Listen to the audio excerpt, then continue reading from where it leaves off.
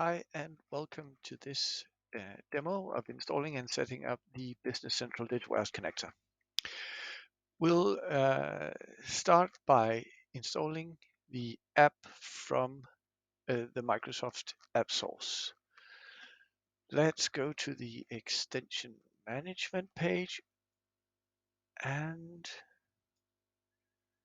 find the marketplace where we can search for it. I'll just type in Data Warehouse and select the app. And select the free trial and the free trial. Installing will take a short while, but once it's done, Business Central should reload into your role center.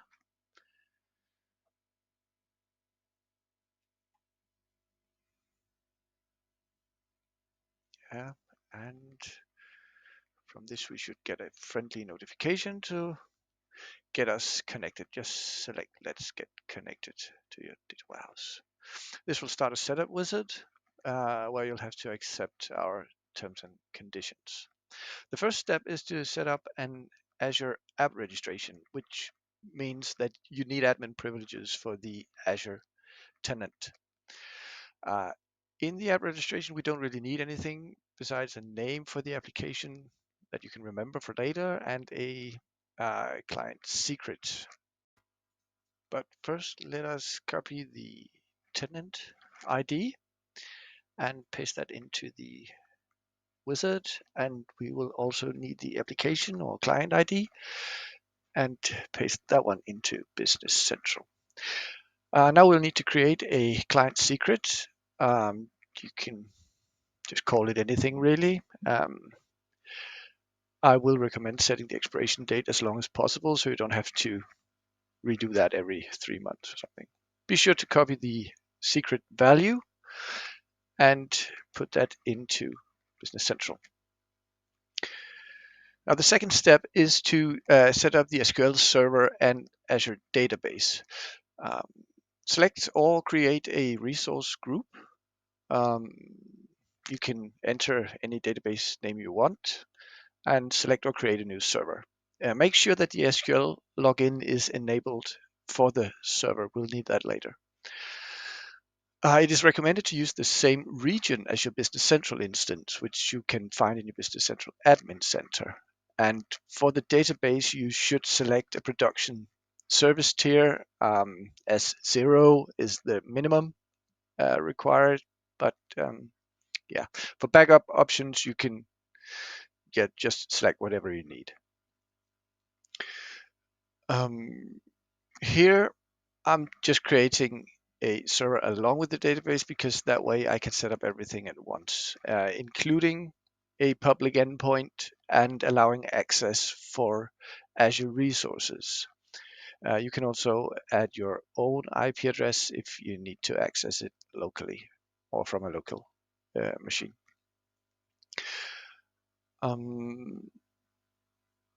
Here the SQL server will need to have a managed identity, which we will be using later.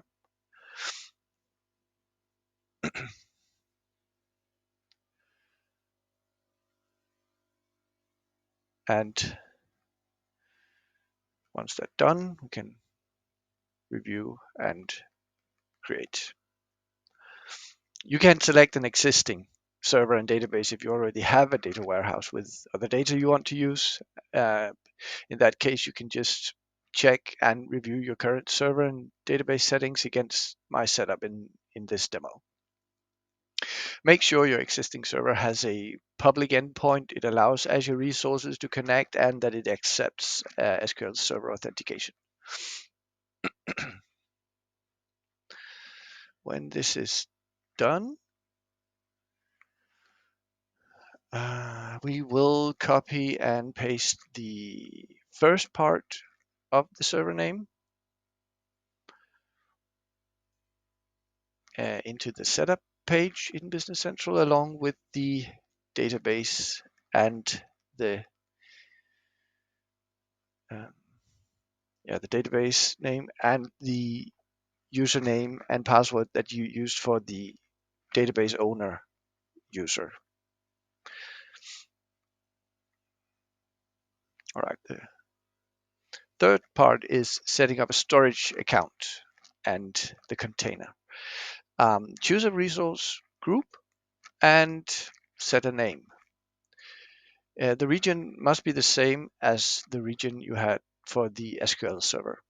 Uh, yeah. But since the account is only used for temporary storage, you don't need any replication uh, in the data center.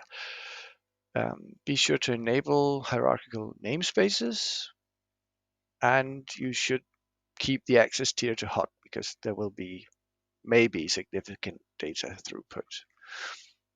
You'll want to enable public access or access from public networks, but you don't want to have any soft deletion enabled because it's only temporary storage. Right, and then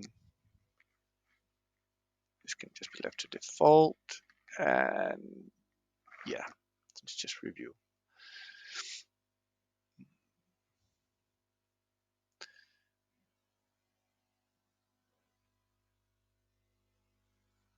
Right. Um, Once this is created,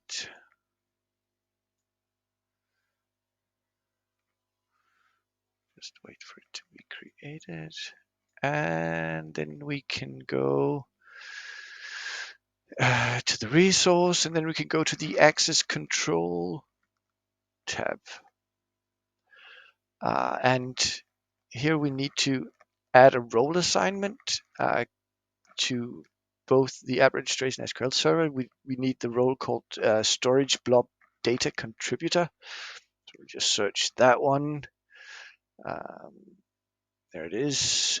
And then we can search, if we select members, we can search for the resources we created if their names were memorable enough, and then just add the both of them.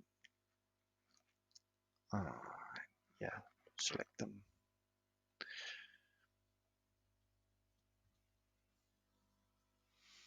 Okay. Let's just step through this. It's not much, just review. And then we just need to paste the name of the storage account into the setup wizard right there, along with a container name.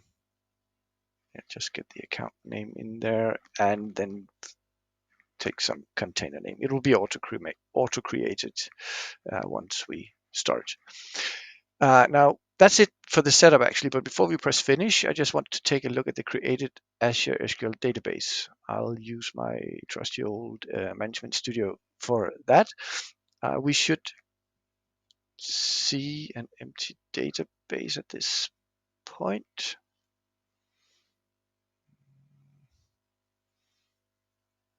Yeah, let's see, empty database, no tables. When we press finish in Business Central, we are asked to allow Business Central to connect to our Azure resources, and you should select always allow, and that will put a couple of system tables into your database. If not, something went wrong in, in the setup and you need to review it. Now we should be able to see a couple of tables here. Yeah, there they are. With the connection confirmed, it's actually just a matter of setting up which tables and fields we want to synchronize with our data warehouse. So we go to the connector setup, and in here you can see the setup that we just did if you need to change that at some point. But what we really want to do here is add a couple of tables. Let's just find the sales header and sales line and add that to our data warehouse.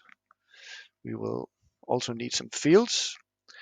Now the primary key fields are already selected, but I'd also like some customer info and some posting info.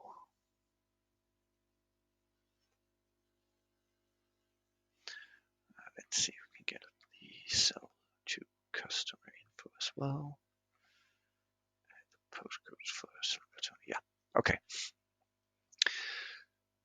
That should be it. And for the sales lines, I'd also like to see the type and the number and what am I selling and how much am I selling and the price, any discounts, yeah, and yeah, discount, and the amount. And with the amount being a decimal field, I can actually use that as a checksum field. That'll make BC and SQL calculate and compare the row total for that field as well as the row count and compare those when I press the export button. And that will make sure that data is consistent between my Business Central database and the data warehouse database. Now, if we just press F5, the export will have run in the background. And you can see in the top right, the fact box will display row counts and checksums for the most recent export. If we go back into Management Studio, you'll see some new tables that have been put in there, and we should be able to see some data in the tables as well. Yeah, here are our sales lines. Good. And there's also the system table with the checksums that we can see from the database. It will show you when the database was updated, which fields hold the checksum, and row counts and checksum values. That's it. So now we just need to set up schedule so that the job queue can manage our export, for instance, every hour. So let's set this to ready, and we're done. Thank you very much for watching.